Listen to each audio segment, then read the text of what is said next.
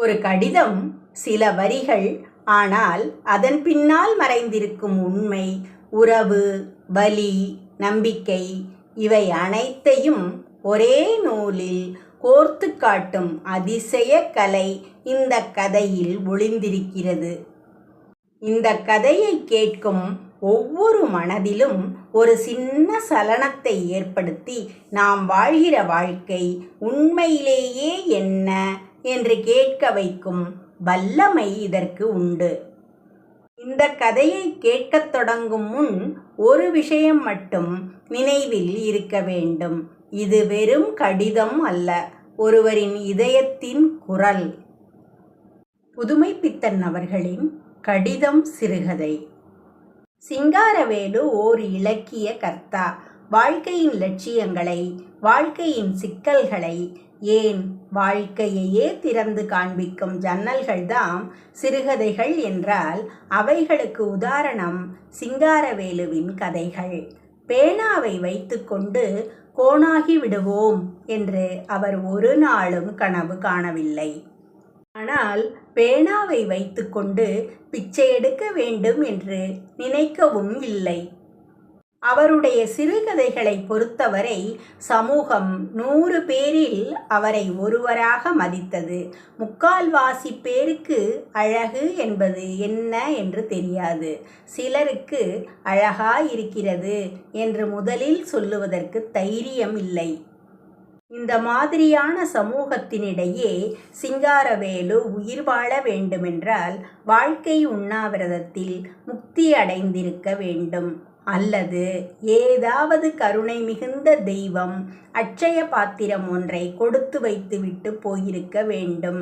இயற்கையின் சட்டத்தை மீறவும் தெய்வத்தின் கருணையை பெறவும் முடியாத இந்த கலிகாலத்தில் பிறந்ததை பற்றி சிங்காரவேலு நொந்து கொள்வதில் பயன் இல்லை. அவருடைய சமூகமாகவும் ரசிகர்களாகவும் சில நண்பர்கள் இருந்தார்கள்.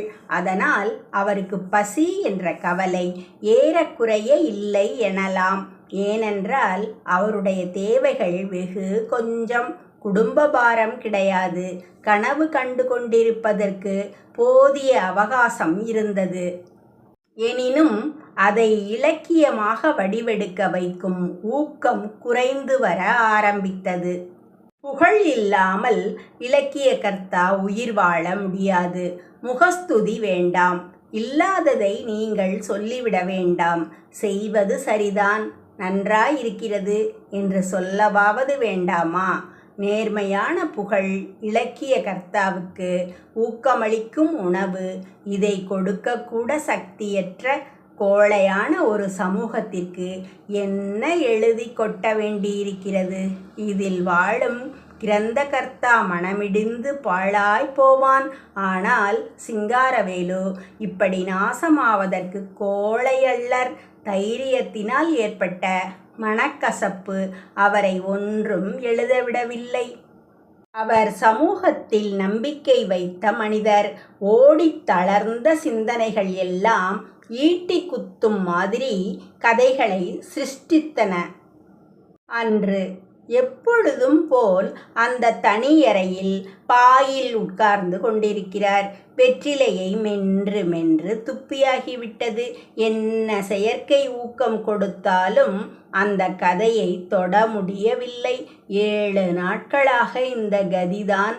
கையில் இருந்த பேனாவையும் காகிதத்தையும் கீழே பொத்தென்று போட்டார். பின்புறம் இருந்த தலையணையில் சாய்ந்து கொண்டு வெற்றிலை செல்லத்தை பக்கத்தில் இழுத்து வைத்து கொண்டு வெற்றிலை போட ஆரம்பித்தார். அதுவும் ஒரு கலை அவருக்கு. தெருவாசற்படியில் யாரோ வருவது போல் காலடி சப்தம் கேட்டது. சிங்காரம் என்ற குரல். சுந்தரமா, வா என்றார்.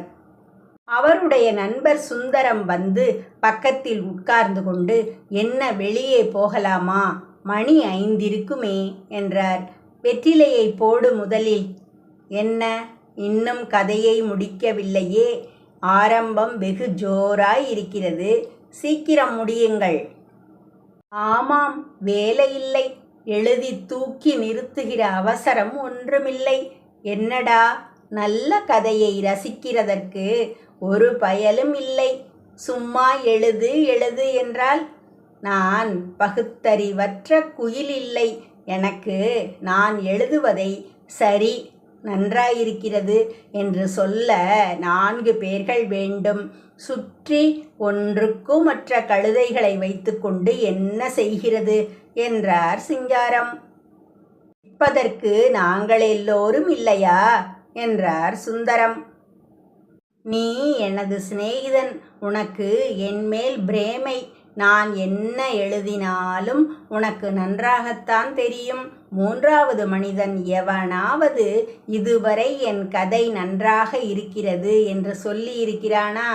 அது இருக்கட்டும் அப்பா, நான் கதை எழுதுகிறேன் என்று எத்தனை பேருக்கு தெரியும்? வா போகலாம், கதை எழுதி என்று சொல்லிவிட்டு எழுந்து வெளியே புறப்பட தயாரானார். மௌனமாக கையில் இருந்த புகையிலையை வாயில் போட்டுக்கொண்டு நண்பரும் எழுந்தார். அன்று பேச்சு எங்கெல்லாமோ சுற்றியும் கடைசியில் இதில்தான் வந்து விழுந்து கொண்டிருந்தது. 5-6 நாட்கள் கழித்து இரவு 7 மணி இருக்கும். சிங்காரவேலு தமது அறையில் உட்கார்ந்து ஏதோ வாசித்து கொண்டிருக்கிறார். அந்த கதை அதுவும் அப்படியே அரைகுறையாகத்தான் கிடக்கிறது. சார், தபால் என்ற சப்தம். சிங்காரவேலுவுக்கு கடிதம் வருவது விதிவிலக்கு. முக்கால்வாசி வேறு யாருக்காவது போக வேண்டிய கடிதம் தவறுதலாக இங்கு வந்து விடுவது உண்டு. துணை தபால்காரனாக இவரும் சிரமப்பட வேண்டியதிருக்கும். ஜன்னல் வழியாக விழுந்த கடிதத்தை எடுத்து விலாசத்தை கவனித்தார். அதில் தவறு ஒன்றுமில்லை. விலாசம் சரியாகத்தான் இருக்கிறது. ஆனால் கையெழுத்து அவருக்கு அறிமுகமானதாக இல்லை. தபால் முத்திரை எப்பொழுதும் போல் ஒரே கருப்புமயமாக இருந்தது. பிரித்து வாசித்தார். விசாகப்பட்டி, 10/9/33. இலக்கிய கர்த்தரான திரு சிங்காரவேலு அவர்கள் திவ்ய சமூகத்திற்கு தங்கள் சிறுகதைகளுக்கு நிகராக தமிழ் இலக்கியத்தில், ஏன் உலக இலக்கியத்திலேயே எனக்கு ஆங்கிலத்திலும் சிறிது பயிற்சி உண்டு. தங்கள் சாலாவின் சங்கடங்கள் என்ற சிறுகதை வாழ்க்கையின் உயிர்ப்பித்த ஓவியமாக இருக்கிறது. அது ஒரு புதிய மானத உலகத்தையே திறந்து காண்பிக்கிறது. அதை பற்றி புகழ்வதற்கு நானும் ஓரளவு எழுதும் பயிற்சி பெற்றவனாக இருந்தால் எனது உள்ளத்தில் தோன்றியதை அப்படியே எடுத்துரைப்பேன். ஆனால் அந்தோ அவ்வளவும் மூக்கையன் கண்ட கனவாக இருக்கின்றன. இன்னும் தங்கள் எண்ணிறந்த கதைகளை விடாது படித்து வந்தவர்களில் நானும் ஒருவன்.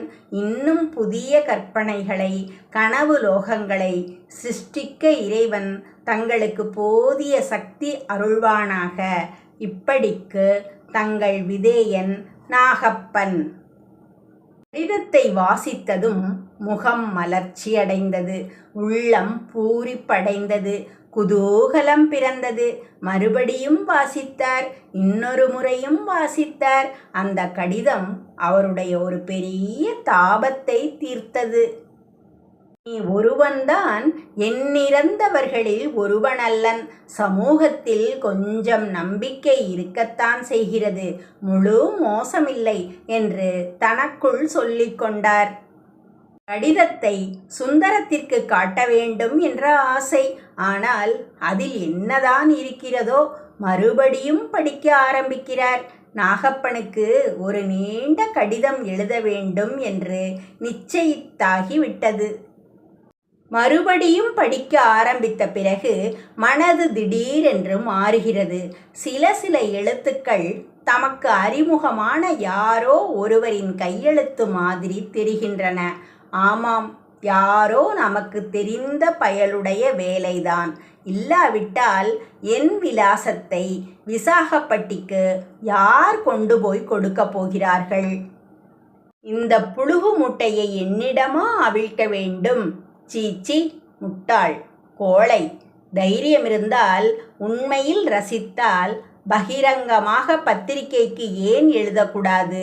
அவன் ரசித்தது என் சிநேகத்திற்காகத்தான். சி, இதை எழுதிவிட்டால் எனக்கு திருப்தி, சாந்தி, எல்லா குட்டிச்சுவரும் வந்துவிடுமென்று எண்ணினானாக்கும் முட்டாள். அவனும் இந்த சமூகத்தில் ஒரு ஜந்துதானே. இந்த முட்டாள் கூட்டத்திற்கு கதை எழுத வேண்டுமாம். கதை! அதைவிட கசையடி கொடுப்பேன். முட்டாள்கள், தரித்திர கழுதைகள், நாளைக்கு வரட்டும். கதை வேண்டுமாம், கதை. இந்த பயல்கள் சாவகாசமே வேண்டாம்.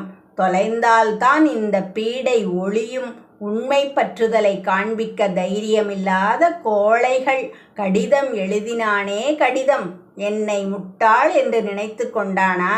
சீச்சி, முட்டாள். அவனை என்ன சொல்ல?